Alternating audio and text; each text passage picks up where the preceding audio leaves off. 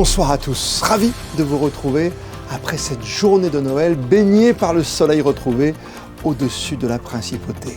Plaisir de s'offrir une petite promenade pour se remettre des agapes de la veille, un peu de sport aussi, ouvrir ses tout derniers cadeaux et profiter des nombreuses animations un peu partout, et ce, pendant toute cette période de fête, comme au Jardin Princesse Antoinette, où l'on peut partager le plaisir des jeux de société et parler culture, comme avec nous ce soir, et notre invitée Françoise Gamerdinger, directeur des affaires culturelles. Réveil au soleil ce matin à Monaco, on en avait bien besoin, après un long début de semaine de précipitations. Et ça fait plaisir à tous, surtout parce que nous sommes de surcroît le 25 décembre, jour de Noël, lendemain de réveillon. Alors certains forcément ont choisi de faire la grasse matinée et d'autres ont profité de ce beau temps à leur manière. Théo Schumer avec Marie-Ève B. Les ruelles de la Principauté sont à peine désertes ce 25 décembre au matin. N'espérez pas trouver une terrasse ouverte dans la rue Princesse Caroline. La place du marché semble à peine plus animée grâce à la présence du primeur et du fleuriste. Il faut se rendre du côté de la digue pour voir les premiers lève-tôt, comme ce jogger. On essaie d'éliminer tout ce qu'on a mangé pour les périodes de fête. Donc maintenant, pour pas perdre un déséquilibre, après le sport c'est la santé, donc voilà. Là, vous êtes parti sur combien de kilomètres? Quel est votre parcours ce matin? C'est un temps à peu près, je fais 1 heure à peu près tous les 2 jours si je peux. Enfin, c'est surtout 1 heure tous les 2 jours. Juste après lui, une touriste originaire de Suède est venue elle aussi se remettre du réveillon à sa manière. Today is I dance later, so I wanna train my dance.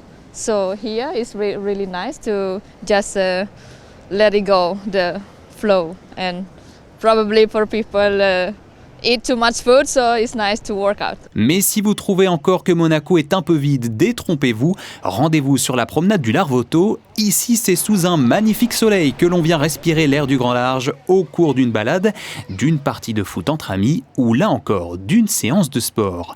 Mais d'autres ont choisi un moyen beaucoup plus efficace de se réveiller. Les plus téméraires se sont en effet laissés tenter par une petite baignade dans une eau à 16 degrés. Elle est fraîche mais elle est bonne, ouais. Elle est un peu moins fraîche que les autres années, peut-être c'est avec le beau temps, mais non, ça va, ça fait du bien en tout cas. Vous êtes des téméraires, lendemain de réveillon, vous êtes dit allez, il faut qu'on se baigne. C'est la petite tradition de l'année finalement, on fait ça tous les ans et ça fait du bien après avoir bien mangé, bien bu, ça remet les idées en place, n'est-ce pas? Exactement. Et je vous invite à essayer aussi. Allez, on y va, c'est parti. Malheureusement, nous avions oublié notre maillot de bain, impossible donc de nous jeter à l'eau ce matin, mais comme nous le montrent les personnes autour de nous, il y a beaucoup d'autres manières de profiter du jour de Noël à Monaco. Nous n'aurons pas beaucoup de scrupules à rester encore un peu sur la plage pour profiter du soleil. Et certains ont ouvert leurs cadeaux hier soir, d'autres peut-être ce matin seulement, selon les habitudes. Alors, nous nous sommes demandé ce que Papa Noël avait apporté au Monégasque. Ma fille est née le 24 décembre, elle a fêté ses 16 ans, donc on est venu loger au Fairmont cette année pour lui faire la surprise. Tu dois être ravi. Oui, très ravie, je suis très contente. C'est un très très beau cadeau. Oui, je suis heureuse. Et en plus de ça, elle a eu les places pour le concert de Jul au mois de mai, en surprise. Qu'est-ce que vous avez eu de beau à Noël? Un sac à main, des maillots de foot et des chaussures. Ah oui, et toi? Moi, j'ai eu un atelier pour faire des stylos et pour faire des bracelets. J'ai eu une poupée, des Lego, des vêtements, des baskets. C'est une coque de tablette, à peu près tout ça. T'as été gâtée, t'es contente? Oui. J'ai eu un tapis de course, j'ai eu également des livres, forcément un petit peu de sous aussi. J'ai eu des produits de beauté, des parfums. Une paire de lunettes de soleil, mais c'est pas celle que je porte aujourd'hui. Donc ça va, plutôt de beaux cadeaux. J'ai eu un diffuseur de parfum de Rituals, j'ai eu un joli stylo et mon mari nous a offert le restaurant, le pavillon ici à Monaco. Incroyable, vous êtes très heureuse de vos cadeaux? Oui, je suis toujours très heureuse. Le plus grand bonheur, c'est de rester tous les trois en famille et voilà, mon plus grand bonheur, c'est ça, ma fille, mon mari et moi. Réaction recueillie par Théo Schumer. Direction ce soir, New York, entre quartiers illuminés, marché de Noël, animations diverses et variées. et visiteurs venus du monde entier, même si cette année, l'afflux de touristes étrangers semble nettement affecté par les nouvelles mesures d'entrée aux États-Unis. Regardez ce reportage, notre correspondant sur place, Bastien Bory. Façade de la 5e avenue, vitrine d'un pays se voulant ouvert au monde. Pour ce 2025e anniversaire du Christ, New York se drape de lumière, mais pour certains, l'Amérique change de costume. It attracts people, all age groups, and everybody's just having some fun for a change. Yeah. Especially with After everything that's COVID going on. And everything. So it's probably never a better time to spread a bit of Christmas spirit. Un peu plus loin, le sapin du Rockefeller Center, 50 000 ampoules, phares et symboles intacts, mais à son pied, le flot de touristes étrangers a fondu de près de 10% par rapport à 2024. La faute à des mesures durcies dont les Français sont exemptés. On vient avec nos 4 enfants, on nous avait conseillé de venir là parce que c'était quelque chose de magnifique à voir. Et on ne regrette pas parce que franchement, c'est superbe. Pour de nombreux autres visiteurs, le coût du visa de tourisme est passé de 150 à 370 €, faisant de l'entrée aux États-Unis l'une des plus chères du monde. Pas de quoi dissuader ces Ukrainiens venus voir leurs proches. She's actually 18 months, so this year she actually understands what's going on. So we wanted to bring her here, and we're going to make it a tradition so she sees the lights every year. And plus we have our family here from abroad, and so we wanted to show them as well. Every Christmas my parents took me, and I'm going to do the same with my family, the same traditions, so she can do it with her kids as well. Annulation de voyages, délais rallongés en ambassade, l'économie américaine devrait perdre cette année plusieurs dizaines de milliards d'euros de revenus touristiques. Dans les rues parées de Brooklyn, l'accueil des Mexicains, deuxième contingent de visiteurs aux États-Unis, pourrait aussi se compliquer. Famosa por las casas que adornan, entonces yo estoy viniendo para acá y a mis hijos también aquí los traje desde pequeñitos y es muy bonito porque se siente el espíritu navideño.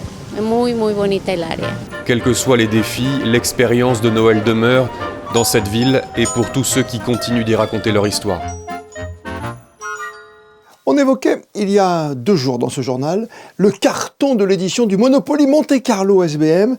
Parmi les idées de sortie ou d'activité pendant ces vacances d'hiver, de nombreuses animations se déroulent en effet au parc Princesse Antoinette. La dernière en date, ce mardi matin, justement, était destinée aux amateurs de jeux de société, comme vous allez pouvoir le constater dans ce reportage de Fabien Bonilla avec Alexandra Paolini. L'association Roca Games a tout prévu. Il faut pour cela se rendre en haut du parc Princesse Antoinette dans la salle A Fabrica où une vingtaine de jeux de société est mise à disposition des petits et grands. 4 membres de l'association sont là pour jouer, aider ou apprendre les règles de ces jeux. Ce qu'on a installé, là il y a le classique Skyjo auquel ils sont en train de jouer, et puis grâce à la ludothèque de Monaco, ils nous ont prêté des versions XL, des versions grandeur nature de jeux qui sont des jeux pour enfants.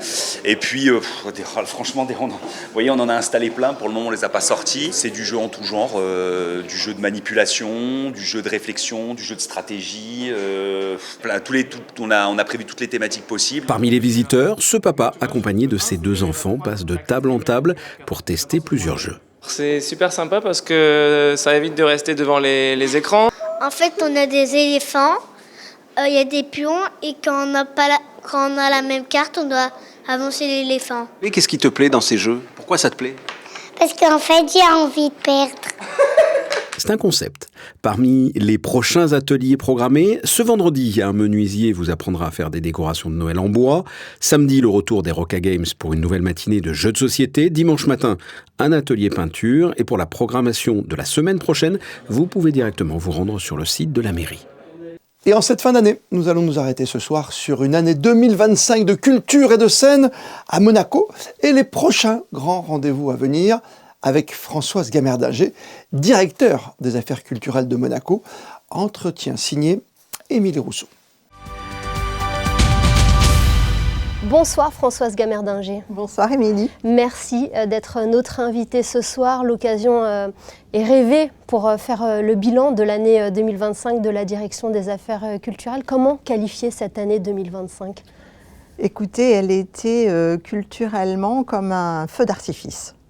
Parce que, outre les missions de la direction des affaires culturelles, il est vrai que toutes les institutions, que le Grimaldi Forum, enfin tout le monde a eu une programmation incroyable. Il y a eu des grands moments très forts et qui ont plus été concentrés en fin d'année, là, ces derniers jours, puisque nous avons eu la nomination de Nathalie Zutzmann à la tête de notre orchestre philharmonique, donc qui prendra ses fonctions de directeur artistique et musical au début du mois de septembre 26. Donc c'est déjà une grande annonce. Elle est également à la tête de l'orchestre d'Atlanta. Donc c'est vraiment un chef extraordinaire que nous avons pour nos musiciens.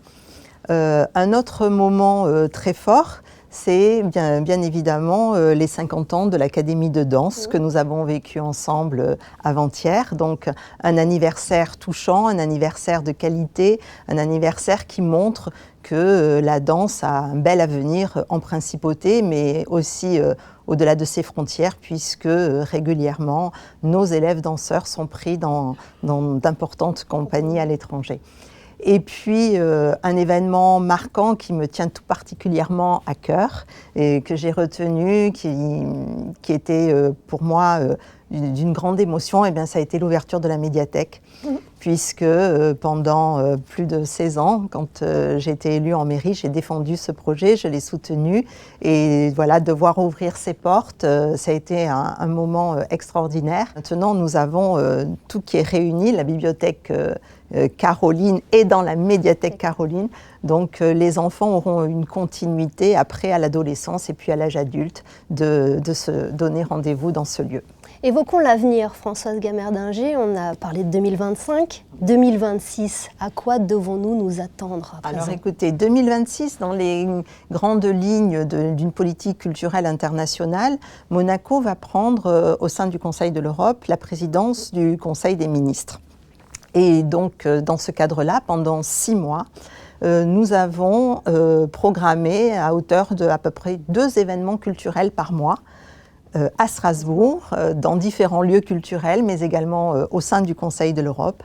Et donc, aussi bien notre orchestre philharmonique, que le théâtre Princesse Grace, que les petits chanteurs, que la Fondation Prince-Pierre, enfin, je vais en oublier parce que l'Institut audiovisuel également, nous allons nous rendre à Strasbourg pour faire découvrir tout ce que notre savoir-faire en culture. Et cette programmation va aussi être dans la rue, puisque nous aurons des expositions sur les grilles, des conférences, des rencontres philosophiques, des conférences du nouveau musée national, du musée d'anthropologie préhistorique. Donc vous voyez une large palette de toutes nos institutions qui seront présentes. Et pour ouvrir donc notre présidence, au sein du Conseil de l'Europe même, nous aurons une intervention au piano de Stella Almondo. L'artiste monégasque qui ne cesse de briller. Tout cela, ça va participer également au rayonnement de la principauté. Oui, au rayonnement qui va également rayonner culturellement en Espagne pour les 150 ans des relations diplomatiques entre l'Espagne et la principauté de Monaco. Et donc, il y aura le Forum des artistes de Monaco qui, au lieu de se tenir à l'auditorium Régnier 3, se tiendra à Madrid. Donc, tous nos artistes monégasques et résidents verront leurs œuvres partir. On les a déjà recensées et elles vont partir être exposées pendant plus de 3 mois à Madrid. Donc c'est un grand événement. Il y aura aussi les ballets, il y aura l'orchestre, il y aura l'opéra. Donc vous voyez, là aussi, les institutions se déplacent. À Monaco, également, quelles seront les dates à retenir? On a évoqué tout à l'heure l'arrivée de Nathalie Zutzmann à l'Orchestre Philharmonique de Monte-Carlo. Nous allons avoir de grandes choses. Alors c'est toujours dans le cadre de notre politique culturelle. Vous savez qu'il y a depuis quelques années le projet de construire un plus grand musée, tout en restaurant la Villa Sauber. Et donc au mois de janvier, l'exposition Cactus va fermer ses portes, mais pas seulement l'exposition, la Villa Sauber également fermera ses portes, et le chantier de restauration et d'excavation sous le jardin va commencer. Voilà, je ne vous en dis pas plus. Renzo Piano, bien sûr, est sur le projet et notre architecte. Ensuite, nous aurons également, on va fêter tout au long de l'année les 40 ans de la compagnie des ballets de Monte-Carlo avec Jean-Christophe Maillot. Donc nous aurons une belle programmation dans ce cadre-là. Une sortie littéraire avec l'ouvrage de Charlotte Casiraghi, La Fêlure, qui est édité chez Lafon. Donc nous attendons dès le mois de janvier cette sortie. Dans le cadre de notre politique culturelle et plus particulièrement de la politique culturelle envers la jeunesse, nous allons programmer un concert pour les jeunes. Donc je ne vous dévoile pas encore le nom de l'artiste, mais je pense que ça fera grandement plaisir. Toujours dans cette mission d'être proche de notre jeunesse grâce à la culture, nous reprendrons la thématique du concours photo, qui a bien fonctionné l'année dernière.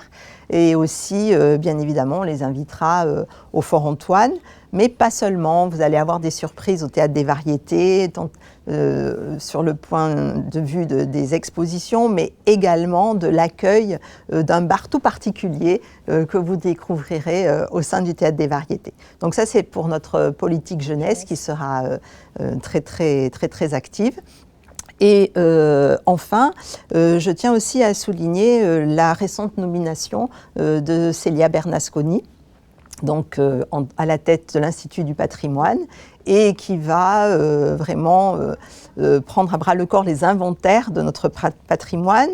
Et dans le prolongement de cette mission, il y aura également programmé à la salle d'exposition du quai Antoine Ier une grande exposition sur le patrimoine. Donc vous voyez, ça fait l'année 2026 sera très riche.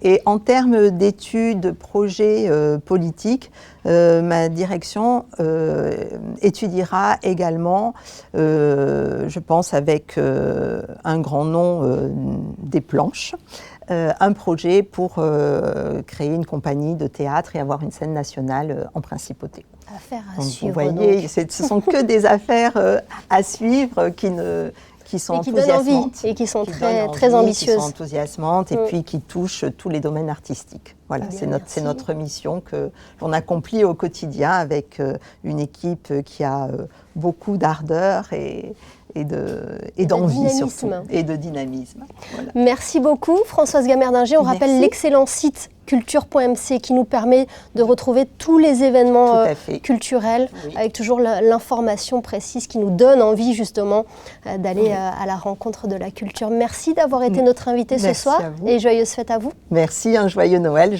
à tout le monde. Et n'oubliez pas d'aller voir Ma Bayadère de Jean-Christophe Maillot, la dernière création des Ballets de Monte-Carlo. Merci beaucoup. Et n'oubliez pas la création de Jean-Christophe Maillot pour les Ballets de Monte-Carlo, Ma Bayadère, à partir de ce samedi au Grimaldi Forum. Nous y serons. De la scène à la science, il n'y a qu'un pas. La science au service de l'histoire ou comment tenter de percer le mystère de certaines reliques. On vous emmène à Vintimille et ses grottes de Grimaldi, où le musée d'anthropologie préhistorique de Monaco avait mis en place un scanner spécialement déplacé pour ce programme scientifique. Voici le reportage d'Alban Gingembre, accompagné de Camille Caloni. C'est ici, dans les grottes de Grimaldi en Italie, que des chercheurs découvrent il y a une dizaine d'années l'un des plus vieux bassins conservés en Europe, un os de la hanche féminin datant de 230 000 ans avant Jésus-Christ. Il n'a jamais été étudié sur le plan médical et anatomique jusqu'à présent. On ne sait même pas exactement à quelle espèce précisément il appartient. Est-ce que c'est du sapiens? Est-ce que c'est du néandertal? Est-ce que c'est quelque chose d'hybride entre les deux? On ne sait pas. Habituellement, les restes humains sont déposés à l'hôpital pour être analysés. Pour la première fois, ce laboratoire roulant se rend directement au pied des grottes de Grimaldi pour obtenir des réponses grâce à ce scanner. On va reconstituer ensuite ce bassin par homologie gauche-droite. On va faire son miroir tout simplement, ce qui va nous permettre de déterminer des mesures. C'est un bassin complet, virtuel, qu'on va reconstituer grâce à la radiologie et au scanner. On va voir également à l'intérieur quel est l'état pathologique de l'individu. J'entends par là les maladies et la cause de décès éventuelle de cette personne. Des analyses impossibles au moment de la découverte des ossements. Aujourd'hui, les progrès scientifiques permettent d'aller plus loin dans la recherche. La bipédie, on sait qu'elle s'est installée depuis bien longtemps, mais ça nous permet de mieux savoir comment fonctionnait la marche, le type de pas, le type de stature que pouvaient avoir ces individus. Toutes les pièces du puzzle de l'évolution humaine se remettent en place au fur et à mesure. À quelques kilomètres de là, Monaco aussi rouvre de vieux dossiers. Le musée d'anthropologie préhistorique profite du laboratoire pour passer au crible certains ossements. C'est une enquête en fait sur nos origines, sur notre passé, sur notre histoire, sur nos ancêtres. Et il y a toujours des questions. Là, je suis sûre, on va avoir des résultats, mais d'autres questions vont se soulever. Et petit à petit, notre travail, justement, c'est d'en apprendre un peu davantage sur tout ce patrimoine archéologique. Après analyse, les ossements sont ramenés au musée avec de nouveaux secrets à révéler aux visiteurs. Une rencontre ce soir avec un artiste qui a choisi la principauté comme terrain de jeu. Concierge d'hôtel à Monaco le jour et chanteur le reste du temps. Olivier Osorio, dit Olio, est un interprète aux influences venues d'Amérique latine. Quand il chante, il nous fait voyager. Écoutez. Boom, boom, boom, boom, late mi corazón. Boom, boom, boom, boom, boom, late mi corazón. Que me suene en el merengue y no pare la bachata, que este ritmo a mí me mata. Derrière ses airs pop latino, Olio, né au Paraguay d'un père paraguayen et d'une mère anglaise, l'artiste grandit en France, un contexte multiculturel qui résonne dans ses chansons. Ce côté polyglotte, c'est ce qui m'a encouragé, entre guillemets, à écrire dans différentes langues, même si essentiellement l'inspiration me vient en espagnol, donc j'ai choisi le chemin latino pour cette raison-là. J'ai toujours eu de la musique dans les oreilles depuis mon plus jeune âge, parce que mon père est musicien également. J'ai vraiment commencé à la musique, en fait, pendant que je faisais mes études d'art dramatique à Paris. J'ai commencé le chant dans une chorale gospel. Como la orilla del mar, el agua viene con caricias que se van. Yo sé muy bien que tú te fuiste, tú sabes bien que volverás. Los girasoles nunca dejan de girar. Durant son parcours artistique, Olio passe par l'Académie de musique Régnier III de Monaco. Avec son groupe, il joue régulièrement pour le Yacht Club de Monaco. Vient ensuite le moment de lancer sa carrière en solo. Aujourd'hui, son répertoire compte une dizaine de morceaux. La musique, pour moi, ça a été quelque chose d'introspectif qui m'a permis de me connaître davantage, connaître des émotions que je ne connaissais pas forcément, de pouvoir transformer, on va dire, la souffrance en quelque chose de beau, de poétique. Olio travaille maintenant sur un nouveau répertoire de composition et de cover latino avec ses musiciens. Objectif, se produire sur les scènes de la Principauté et de la Côte d'Azur.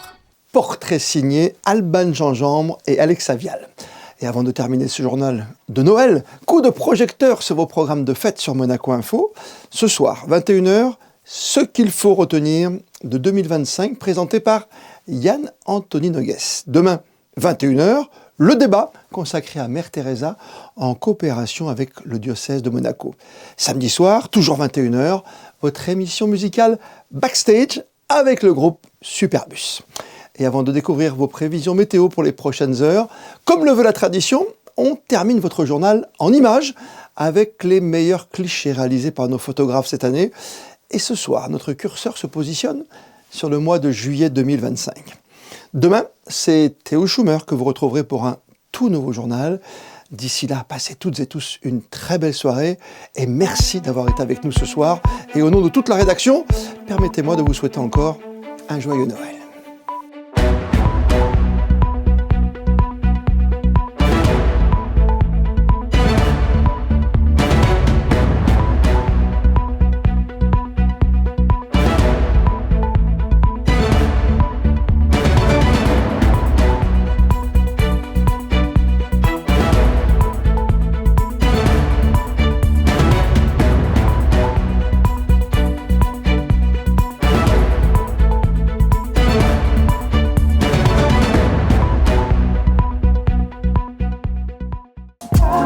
Retrouvez la météo avec Maya Bay, le restaurant référence thaï japonais de Monaco. Bonsoir à tous et joyeux Noël, j'espère que vous avez passé un bon réveillon. On a enfin retrouvé un beau soleil aujourd'hui après plusieurs jours de nuages et de pluie. La mauvaise nouvelle, c'est que demain les conditions vont se dégrader à nouveau, mais la bonne, c'est que ça ne va pas durer. Dès ce week-end, on retrouvera un magnifique soleil en principauté. Donc demain, ce qu'il faut souligner, eh bien, c'est beaucoup de nuages pour la matinée avec quelques légères éclaircies pour l'après-midi, mais pas de pluie attendue. En revanche, notez que le vent déjà très présent ces derniers jours, sera encore très puissant demain avec des rafales pouvant monter jusqu'à 60 km/h. Donc soyez prudents, surtout si vous prévoyez de vous rendre le long des côtes. Pour les températures, rien de bien différent d'aujourd'hui. 13 degrés attendus en matinée et jusqu'à 16 degrés au plus fort de la journée. 16 degrés, ce sera aussi la température de la Méditerranée. Ce 26 décembre, vous penserez à souhaiter une bonne fête à nos amis les Étienne. Passez une excellente soirée en notre compagnie et je vous dis à demain, 19h, pour le JT. C'était la météo avec Maya Bay, le restaurant référence thaï japonais de Monaco.